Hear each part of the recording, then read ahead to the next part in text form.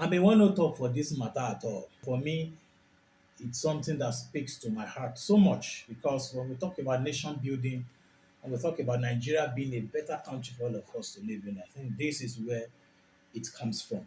When people are insincere, even when it now comes to parents being insincere over their children, many of the issues we have with examination malpractice today, I can confidently tell you is caused by, or they are caused. I mean, many of those things are caused because parents themselves are baiting their students, I mean, their children to involve in examination malpractice, not to be kind of, patient and, patient enough to go through the process of learning.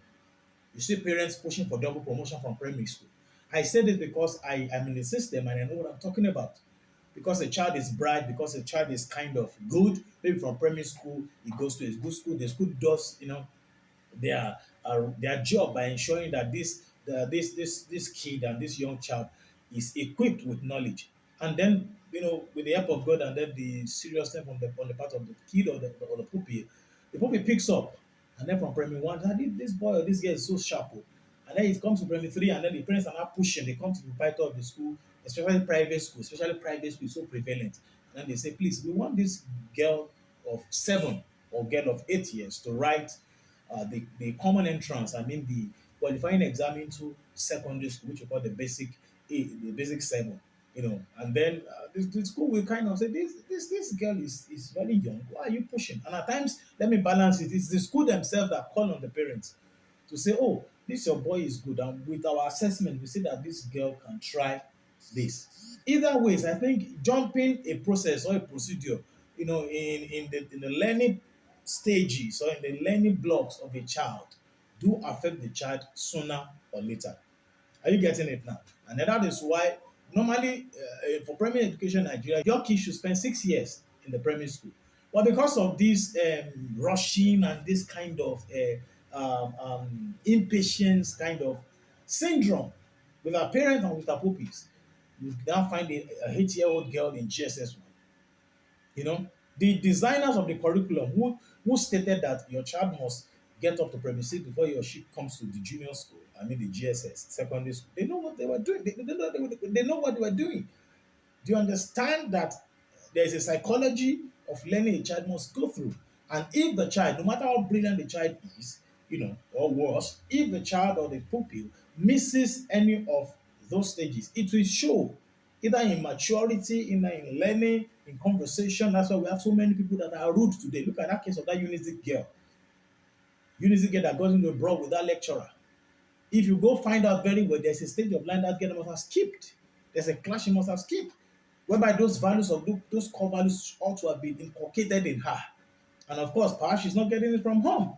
That is why the school is a brooding ground, a training ground. So if you say you want to go into the school business, say you want to have a school, want to train children, we should check your motive. Do you have the interest of the children at heart? Or is it that you just want to make money? And that's why we now see with this thing that I want to talk on today. A few weeks ago, I saw this news. I think it was on the 15th of February. I'm going to put a screenshot of that on this video right now, so you can see what I want to talk about. Over 11,000 underage registered for the 2025 UTME.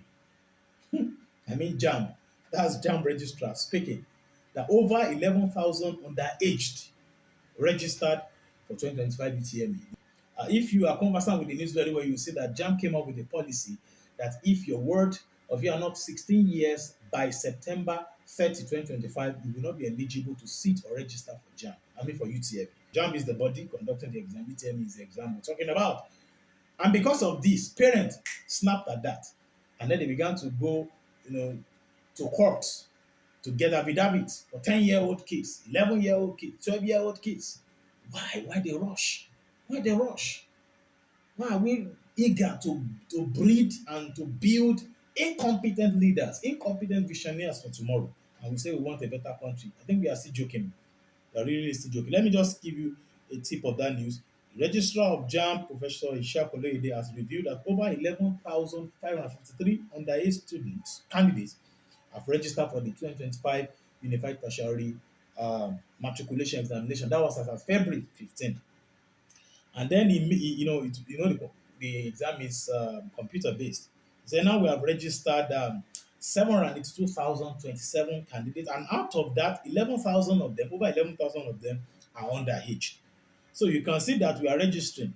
Our systems is reporting from all over the country out of the expected 2 million candidates, and we are not yet at the 14th day. That was February 15th. But now he says something which I really want to highlight in this video. In this video, he said he also spoke about a growing trend of parents enrolling their children early, stating that it has become a common thing now where parents, whether mothers or fathers, are now registering their underage children, sometimes due to pressure or other reasons. What is pressurizing you? Mama, papa, daddy and mommy, what is pressurizing you? What other reason do you have to go register your 10-year-old, 11-year-old, 13-year-old boy or girl? For you to hear me, he noted that the resolution process for this year's examination has experienced both commendable process and notable delays. So I believe you have seen what I'm talking about. Even the attitude, because they are not matured psychologically. They are not matured for this exam. They are not matured, they're not ready for tertiary education. But we just want to rush them and rush them and rush them. And it's affecting our society. We are not really getting the best out of these kids. I'm telling you, is it primary? Is it secondary school education where they finish and then they want to sit the West Africa examination? I mean the WAS or the NECO SSC. Don't let us go there because that one alone is a full topic to be discussed. The way malpractice has not been endorsed, with people abating this in the council, both are calling WAEC and NECO out. Yes, because they have insiders. How will your paper be leaking before the exam date or even on the exam morning? Paper is leaking. People are subscribing to questions. It's all over here on Facebook, on YouTube. They subscribe for questions. And those children, they know WhatsApp, they know Facebook, they know all these things. Even if a good school has told them not to do that, they know how to find their way around it. And we say we want to build an egalitarian society. So we want to build a society that is full of value, core values, integrity, honesty. We have a long way to go, sir. We have a long way to go. And this is a shout out call to everybody who is under the Ministry of Education, who is under parastatals belonging to education. This is a wake up call for you. And let's do the needful. Let's do the needful. Let's curb this menace, this cancer and cankerworm eating deep and destroying our educational values and educational system. And that's why we see many of our children and many of our people, they run abroad to get qualitative education because they know that place is better. Here is corrupt. Yes, it can be corrupt in Nigeria, but I think the change starts with you and with me. If I do the right thing for my kid, you do the right thing for your kid, and then every one of us begin to pick up the right things, pick up the right stones, put them in order, we build a wonderful building, a befitting edifice for our future in this country. So thank you very much. I am Asegun Oluyemi once again, and this is Asegun Oluyemi Life Tips. I will come up this space again. Till next time you see me, I just wanted to share this video to all and sundry. I have social media platforms like Facebook, I am Asegun Oluyemi, that's my page. And on Instagram, it's still Asegun Oluyemi. On TikTok, it's Asheks Baba. And then on YouTube, it's Asheks Baba TV. Till I see you next time again, thank you very much and keep being a good citizen of this country. Keep representing this country well. Keep representing God. Let us see God inside of you. First Peter 2:9 says, for we are a chosen generation, royal priesthood, a peculiar people who are being called out of darkness into the kingdom of his marvelous light. So we are to go out there. The Bible says, Jesus himself said, let your light so shine that men can see your good works. And when they see that, they glorify your Father who is in heaven. Till I meet you next time, God bless you.